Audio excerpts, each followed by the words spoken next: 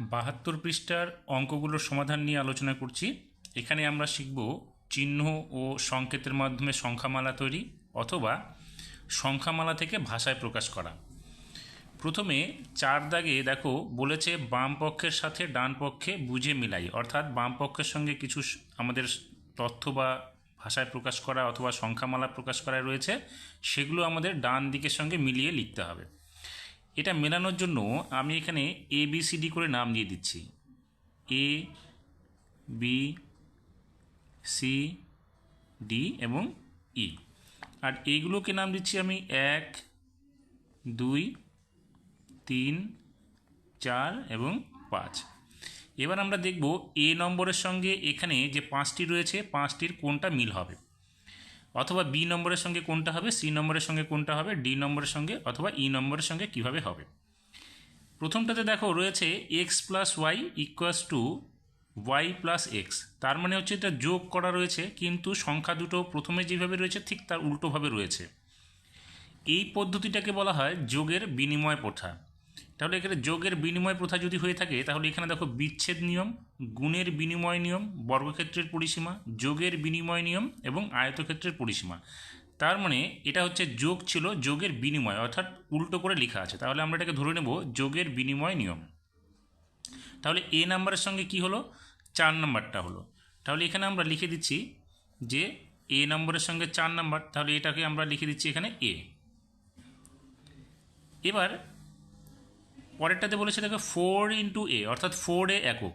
এখানে বর্গক্ষেত্রের একটি বাহুর দৈর্ঘ্য এ একক যদি হয় তাহলে 4a, আমরা বর্গক্ষেত্রের পরিসীমা জানি বাহু ইন্টু 4, অর্থাৎ 4 গুণ বাহুর দৈর্ঘ্য, সেক্ষেত্রে হয় বর্গক্ষেত্রের একটি পরিসীমা।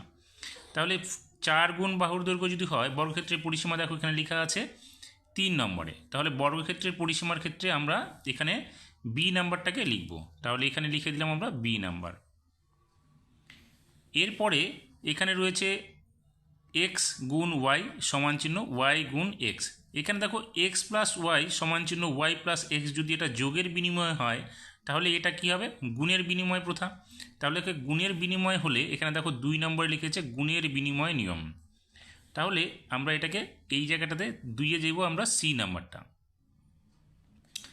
এরপরে দেখো 2 ইন্টু এ প্লাস বি, এই এ প্লাস বিটা কী বলেছে, আয়তক্ষেত্রের দৈর্ঘ্য হচ্ছে এ একক এবং প্রস্থ হচ্ছে বি একক।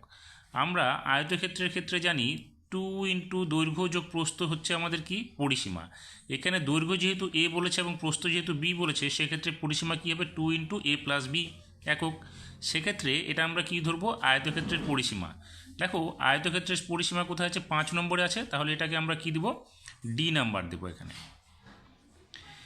এরপরে ই নম্বরে রয়েছে p into m plus one সমান চিহ্ন p into m plus p into N.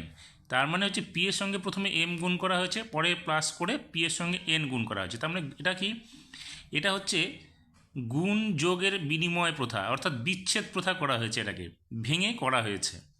তাহলে এটাকে আমরা কি করব, বিচ্ছেদ প্রথা বা বিচ্ছেদ নিয়ম যেহেতু, তাহলে দেখো উপরের দিকে লেখা আছে বিচ্ছেদ নিয়ম, এটা কোন নাম্বারটা, ই নাম্বারটা, তাহলে এখানে আমরা লিখব ই নাম্বারের।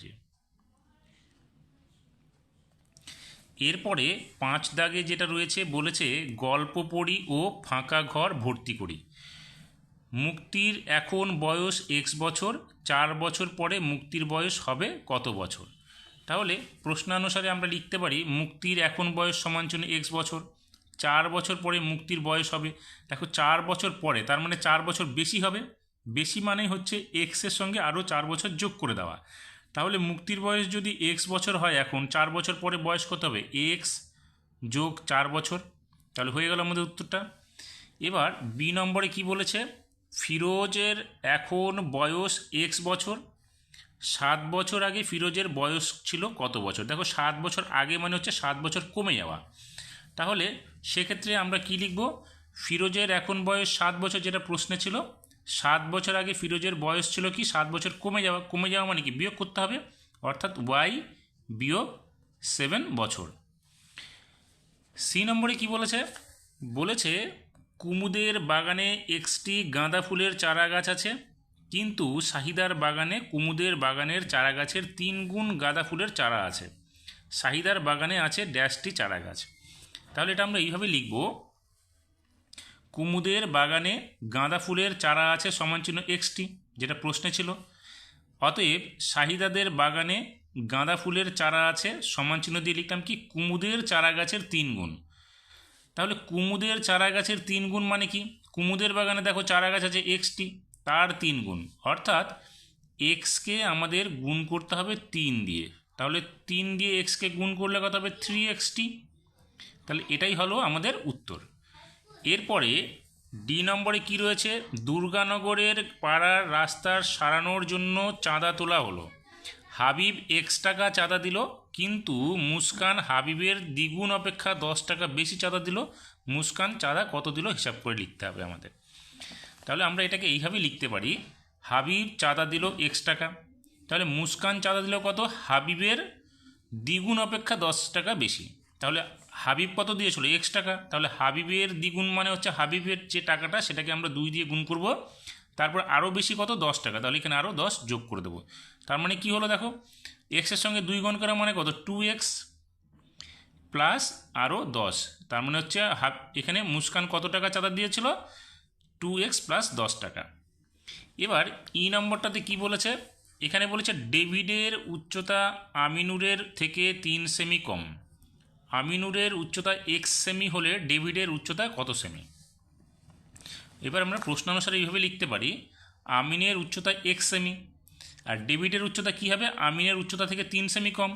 তাহলে আমরা লিখলাম ডেভিডের উচ্চতা সমান ছিল আমিনুরের থেকে 3 সেমি কম। তাহলে আমিনুরের কত, x সেমি, তাহলে x থেকে আরও কম মানে হচ্ছে বিয়োগ করতে হবে 3, তার মানে হচ্ছে ডেভিডের উচ্চতা কত হলো, ডেভিডের উচ্চতা হলো x মাইনাস 3 সেমি। এবার শেষের দিকে দেখো রয়েছে 6 দাগের যে প্রশ্নগুলো রয়েছে, সেখানে এ থেকে এফ পর্যন্ত সংখ্যামালা রয়েছে, আমাদের এটাকে ভাষায় প্রকাশ করে লিখতে হবে, অর্থাৎ গল্পের আকারে লিখতে হবে। তাহলে এই সমাধানগুলো আমরা কিভাবে করতে পারি, প্রথমটা এ নাম্বারটা এখানে করা আছে, আমাদের বি থেকে এফ পর্যন্ত অঙ্কগুলোর সমাধান করতে হবে। তাহলে এগুলো সমাধান করার জন্য আমি খাতায় লিখে রেখেছি, কিভাবে করেছি সেটা তোমাদের নিয়ে আলোচনা করছি। প্রথমটা দেখো এ নাম্বার করা রয়েছে, আমি এখানে বি নাম্বারটা সমাধান বলছি, y মাইনাস 21 সেমি। তাহলে y মাইনাস 21 সেমি মানে হচ্ছে y থেকে 21 কম। তাহলে আমরা এটাকে লিখে লিখতে পারি, রহিমের ফিতার দৈর্ঘ্য y সেমি, রাজুর ফিতার দৈর্ঘ্য রহিমের চেয়ে 21 সেমি কম। তাহলে রহিমের ফিতার দৈর্ঘ্য যদি 21 সেমি হয় আর রাজুর ফিতার দৈর্ঘ্য যদি রহিমের থেকে 21 সেমি কম হয়, তাই আমরা লিখতে পারি রাজুর ফিতার দৈর্ঘ্য y মাইনাস 21 সেমি। এরপরেরটা বলেছে 5x বছর, তাহলে 5x বছরের ক্ষেত্রে আমরা কীভাবে লিখব, আমরা এইভাবে লিখতে পারি, আমার বয়স x বছর, আমার বাবার বয়স আমার বয়সের 5 গুণ, অর্থাৎ আমার বয়স x বছর হলে আমার বাবার বয়স আমার থেকে 5 গুণ মানে হচ্ছে এক্সকে 5 দিয়ে গুণ করা, সেই জন্য এখানে 5x আছে, তাই আমার বাবার বয়স 5x বছর। দ্বিতীয়টা ডি নাম্বারে বলেছে p/4টি, তাহলে p/4টি মানে এইভাবে লিখতে পারি, দিদির কাছে pটি কুল আছে, p সংখ্যক বা pটি কুল আছে, আমার কাছে কুল আছে দিদির কুলের 4 ভাগের 1 ভাগ, তাই আমার কাছে কুলের সংখ্যা p/4টি হয়ে গেল। এবার ই নম্বরে কি আছে, 2x প্লাস 3 মিটার, তাহলে 2x প্লাস 3 মিটারটাকে এইভাবে আমরা লিখতে পারি, আমি x মিটার লং জাম্প দিতে পারি, কিন্তু আমার দাদা আমার লাফানো দৈর্ঘ্যের দ্বিগুণের চেয়ে 3 মিটার বেশি লং জাম্প দিতে পারে। তাহলে আমি যদি x মিটার দিই, তাহলে আমার দাদা কত বলেছি, দ্বিগুণের চেয়ে 3 মিটার, তাহলে এক্সকে 2 দিয়ে গুণ করলে 2x, তার চেয়ে আরও বেশি 3, তাই সেই জন্য যোগ 3, সুতরাং তাই দাদা 2x plus 3 metre long jump দিতে পারে, হয়ে গেল। এবার সবশেষে যেটা রয়েছে এফ নাম্বারটা 3x মাইনাস 5 ঘন্টা, তাহলে এটাকে আমরা কীভাবে লিখতে পারি, এটাকে এইভাবে লিখতে পারি, একজন ব্যক্তি x ঘন্টায় যে কাজ শেষ করে সেই কাজ শেষ করতে একটি যন্ত্রের 3 গুণ অপেক্ষা 5 ঘন্টা সময় কম লাগে, তাই যন্ত্রটির ওই কাজ করতে সময় লাগে 3x মাইনাস 5 ঘন্টা। অর্থাৎ একজন ব্যক্তি x ঘন্টায় যেটা কাজ শেষ করবে সেই কাজটি যন্ত্রটি শেষ করতে সময় লাগছে 3 গুণের চাইতে 5 ঘন্টা কম, তাহলে সেটা আমরা লিখবো হচ্ছে 3x মাইনাস 5 ঘন্টা। আমি এখানে তোমাদের একটা সমাধান করার চেষ্টা করেছি বা বোঝানোর চেষ্টা করেছি, তোমরা এইভাবে লিখলেও পারবে, অথবা তোমরা যদি নিজের ভাষায় করে লিখতে পারো তাহলে তো আরও ভালো হয়। আশা করি তোমরা এর থেকে আরও ভালো করে লিখতে পারবে। যদি পারো তাহলে অবশ্যই আমাকে কমেন্টস করে জানাবে কীভাবে লিখলে, তাহলে আমিও উৎসাহিত হব তোমাদের এই সমাধান দেখে। সবাইকে ধন্যবাদ।